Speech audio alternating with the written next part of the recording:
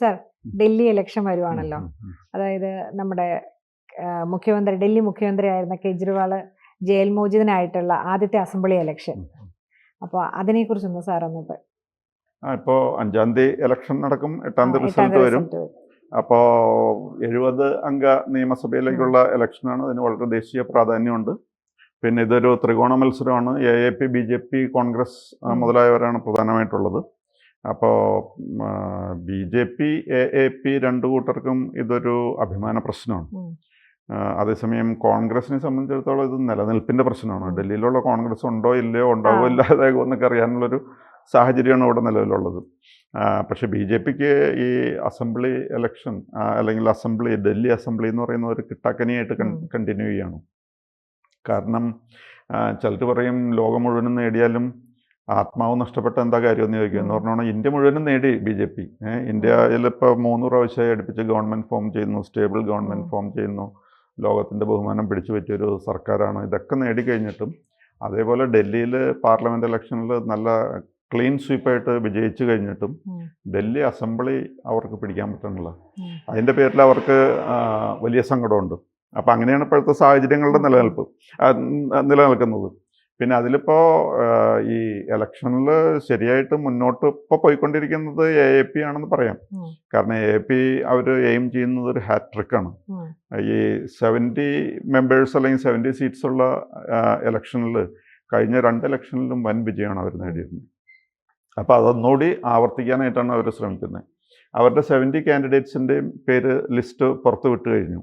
മാത്രമല്ല അവരുടെ chief minister കാൻഡിഡേറ്റിൻ്റെ പേരും എല്ലാവർക്കും അറിയാം. വേറെ ആരുമല്ല, കെജ്രിവാളാണ്.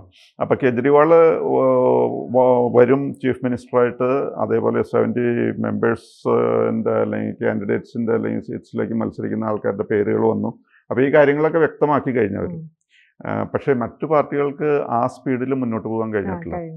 അപ്പോൾ BJPയുടെ നേതാവ് ആരാണ്, അല്ലെങ്കിൽ BJP ഈ കെജ്രിവാളിനെതിരെ മത്സരിപ്പിക്കുന്നത് ആരാണെന്ന് ഇതുവരെ ഒരു പ്രഖ്യാപനം വരുന്നില്ല.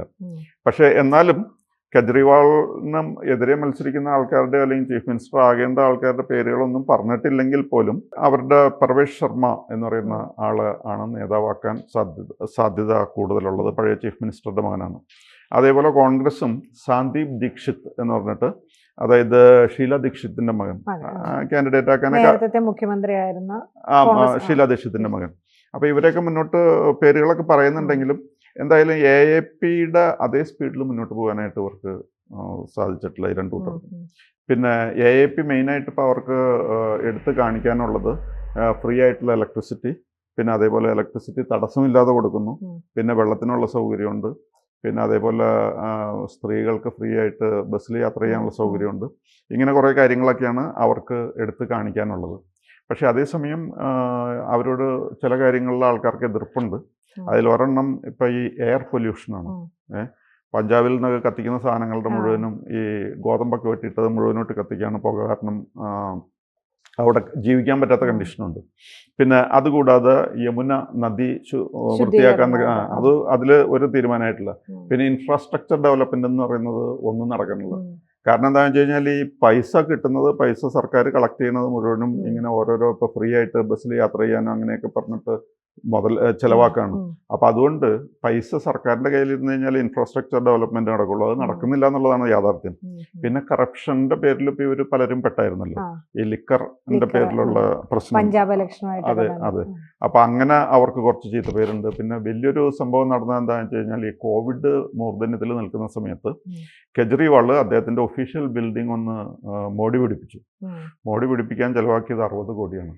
അപ്പോൾ വളരെ സിമ്പിൾ ആയിട്ടുള്ള ജീവിതം നയിക്കുന്നു എന്നൊക്കെ പറഞ്ഞ ആള് സ്വന്തം ഒഫീഷ്യൽ ബിൽഡിംഗ് ഭംഗി ആക്കാനായിട്ട് ചെലവാക്കിയത് 60 കോടിയാണ്. അത് വളരെ മോശം ആയിട്ടുള്ള രാജ്യം ഇത്രയും ഒരു പ്രശ്നഘട്ടത്തിൽ നിൽക്കുന്ന സമയത്ത്. അതെ. പിന്നെ അതുകൂടാതെ അവർക്കുള്ളൊരു വേറെ ലിമിറ്റേഷൻ എന്ന് പറഞ്ഞാൽ ആൻറ്റി ഇൻകംബൻസിയാണ്. കാരണം ഈ കുറേ നാളായിട്ട് ഭരിക്കുന്നല്ലോ, അതിൻ്റെ പേരിലൊരു വിരോധം ഉണ്ടാകാം. പിന്നെ അവർ ഭരിച്ചു കഴിഞ്ഞാൽ അതിനെ ജനം വിളിക്കുന്നത് ഹാഫ് എഞ്ചിൻ ഗവൺമെൻറ് എന്നാണ്. കാരണം ഇവർ ഒരു വശത്തേക്ക് പോകുമ്പോൾ BJP അതിനെതിരെയാണ് നീങ്ങുന്നത്. അപ്പോൾ BJPയുടെ ഒപ്പം നീങ്ങാൻ ഇവർക്ക് സാധിക്കില്ല. BJP എതിർത്താണ് ഇവർ മുന്നോട്ട് പോകുന്നത്. പിന്നെ ഈ പ്രാവശ്യം വിജയിച്ചു കഴിഞ്ഞാൽ കെജ്രിവാൾ പ്രതിപക്ഷത്തിൻ്റെ ഏറ്റവും വലിയൊരു നേതാവായിട്ട് മാറാൻ സാധ്യതയുണ്ട്. കാരണം BJPയെ ഏറ്റവും ശക്തമായിട്ട് എതിർക്കുന്ന ഒരാൾ എന്നുള്ള രീതിയിൽ അദ്ദേഹത്തിനൊരു വലിയ സ്ഥാനമുണ്ട്. പിന്നെ ഇത് 3 പ്രാവശ്യം അടുപ്പിച്ച് ഡൽഹി ഭരിക്കുക എന്ന് പറഞ്ഞ നിസ്സാരമായ കാര്യമല്ല. അപ്പോൾ ആൻറ്റി BJP ഫേസ് എന്നുള്ള രീതിയിൽ കെജ്രിവാൾ വരും. ഒരുപക്ഷെ മമതാ ബാനർജിയെക്കാളും ഒക്കെ കൂടുതൽ ഇമ്പോർട്ടൻസിലേക്ക് ഇദ്ദേഹം വന്നേക്കാം. അതാണ് ഇപ്പോഴത്തെ AAPയുടെ അവസ്ഥ. പക്ഷേ അതേസമയം ഇനി BJPയുടെ കാര്യം നോക്കിക്കഴിഞ്ഞാൽ BJP കാൽ നൂറ്റാണ്ടായിട്ട് പ്രതിപക്ഷത്താണ് ഇരിക്കുന്നത്. അവർക്ക് എല്ലാ പാർലമെൻറ്റ് ഇലക്ഷനിലും നല്ല ക്ലീൻ സ്വീപ്പാണ്, നല്ല ഭംഗിയായിട്ട് അവർ വിജയിക്കുന്നു. പക്ഷേ അവർ ഡൽഹിയിൽ അസംബ്ലി ഇലക്ഷനിൽ തോക്കുന്നത് അവർക്കൊരു ക്ഷീണമായിട്ടാണ് ഇരിക്കുന്നത്. മാത്രമല്ല അവരിപ്പോൾ ലക്ഷ്യമിടുന്നത് മഹാരാഷ്ട്രയിലും ഹരിയാനയിലൊക്കെ വിജയിച്ചു. ആ കൂട്ടത്തിൽ ഇവിടെയും കൂടി ജയിച്ചു കഴിഞ്ഞാൽ ഇതൊരു ഹാട്രിക് ആയിട്ട് മാറും. അപ്പോൾ ആ ഹാട്രിക് വിജയത്തിന് വേണ്ടിയിട്ട് 18 അടവും പയറ്റാനായിട്ട് തയ്യാറായിട്ടാണ് BJP നടക്കുന്നത്. അപ്പോൾ ഇപ്പോൾ ഈ ഡൽഹി മാത്രം ഇങ്ങനെ കിട്ടാക്കനിയായിട്ടിരിക്കുന്നു. അതിനൊരു പരിഹാരം ഉണ്ടാക്കണം. അതിന് അവർ ലക്ഷ്യമിടുന്നത് ഏറ്റവും പ്രധാനമായിട്ട് അവർക്കിപ്പോൾ ഹെൽപ്ഫുള്ളായിട്ട് വരാൻ പോണത് പ്രതിപക്ഷത്തിലെ ഭിന്നിപ്പാണ്. അതായത് ഇന്ത്യ മുന്നണി യോജിച്ച് നിൽക്കുന്നില്ല. മുമ്പൊക്കെ ഈ ഇന്ത്യ മുന്നണി അല്ലെങ്കിൽ ഇന്ത്യ സഖ്യം എന്നൊക്കെ പറഞ്ഞ് അവർ ഒരുമിച്ച് നിന്ന് ഫൈറ്റ് ചെയ്യുമായിരുന്നു. അപ്പോൾ കെജ്രിവാൾ നോക്കിക്കഴിഞ്ഞപ്പോൾ ഈ കഴിഞ്ഞ ലോക്സഭ ഇലക്ഷൻ നടന്നു, കോൺഗ്രസിനെ കൂടെ കൂട്ടി, എന്നിട്ട് അവർക്ക് പ്രയോജനമൊന്നും ഉണ്ടായില്ല. പിന്നെ എന്തിനാ ഇവരെ കൂട്ടണമെന്നുള്ള രീതിയിലേക്ക് വന്നു. പിന്നെ മാത്രമല്ല കോൺഗ്രസിന് അവരുടേതായ ഡിമാൻഡ്സ് ഉണ്ടായിരുന്നു. കാരണം കോൺഗ്രസ് ആണല്ലോ നാഷണൽ പാർട്ടി, AAP അങ്ങനെയല്ലല്ലോ. അതുകൊണ്ട് കുറച്ച് വലിയേട്ടൻ മനോഭാവം തന്നെ കോൺഗ്രസ് കാണിച്ചു. പക്ഷെ ഡൽഹിയിൽ ഈ കോൺഗ്രസിന്റെ ആവശ്യമില്ല എന്നുള്ള ഒരു കാഴ്ചപ്പാടാണ് കെജ്രിവാൾ. അതെ അതെ. അപ്പോൾ അങ്ങനെ കോൺഗ്രസിന് അവർ വേണ്ടാന്ന് വെച്ചു. പക്ഷേ വേറൊരു പ്രശ്നം എന്താണെന്ന് വെച്ച് കഴിഞ്ഞാൽ പാർലമെന്റ് ഇലക്ഷനിൽ യാതൊരു ഇമ്പാക്റ്റും ഉണ്ടായിട്ടില്ല അവരുടെ സഖ്യം കൊണ്ടെന്ന് പറഞ്ഞാലും നമ്മൾ ശ്രദ്ധിക്കേണ്ട ഒരു കാര്യം എന്താണെന്ന് വെച്ച് കഴിഞ്ഞാൽ പാർലമെന്റിലേക്കും അസംബ്ലിയിലേക്കും ഡൽഹിയിലെ ജനം 2 വ്യത്യസ്ത രീതിയിലാണ് റിയാക്ട് ചെയ്യുന്നത്. അവർക്ക് കെജ്രിവാൾ എന്നുള്ള ചീഫ് മിനിസ്റ്റർ ഇഷ്ടമായിരുന്നു, അതേസമയം മോഡി എന്നുള്ള പ്രൈം മിനിസ്റ്റർ ഇഷ്ടമാണ്. അപ്പോൾ ആ രീതിയിലാണ് അവർ വോട്ട് ചെയ്യുന്നത്.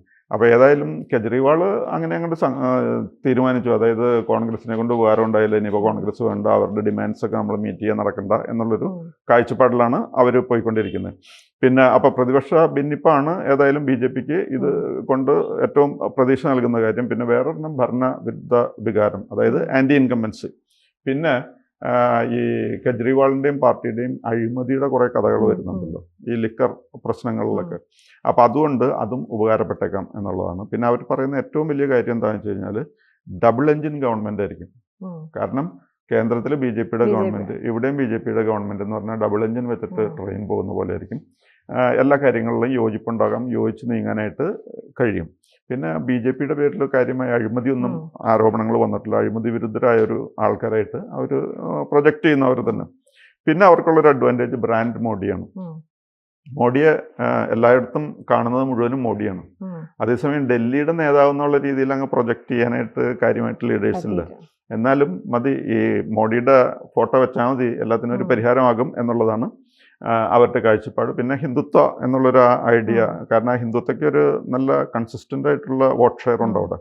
അപ്പോൾ ഇങ്ങനെയുള്ള കാര്യങ്ങളൊക്കെ ഉപയോഗപ്പെടുത്തി കഴിഞ്ഞാൽ ഒരുപക്ഷെ ഈ പ്രാവശ്യം ഒരു അത്ഭുതം സൃഷ്ടിക്കാൻ കഴിഞ്ഞേക്കാം അസംബ്ലി ഇലക്ഷനിൽ നിന്നാണ്. ഫെബ്രുവരി 8 അറിയാം ഹാഫ് എഞ്ചിനാണോ ഡബിൾ എഞ്ചിനാണോ വരാൻ പോണേന്ന്. പിന്നെ അതെ, അപ്പോൾ അതിൽ പിന്നെ കോൺഗ്രസ് അങ്ങനെ വലിയ പ്രതീക്ഷയൊന്നും വെച്ച് പുലർത്താനില്ല. അപ്പോൾ കഴിഞ്ഞ ഇലക്ഷനിലൊക്കെ നിലം തൊടാതെ പൊട്ടിപ്പൊളിഞ്ഞ് പാളിസായിപ്പോയി.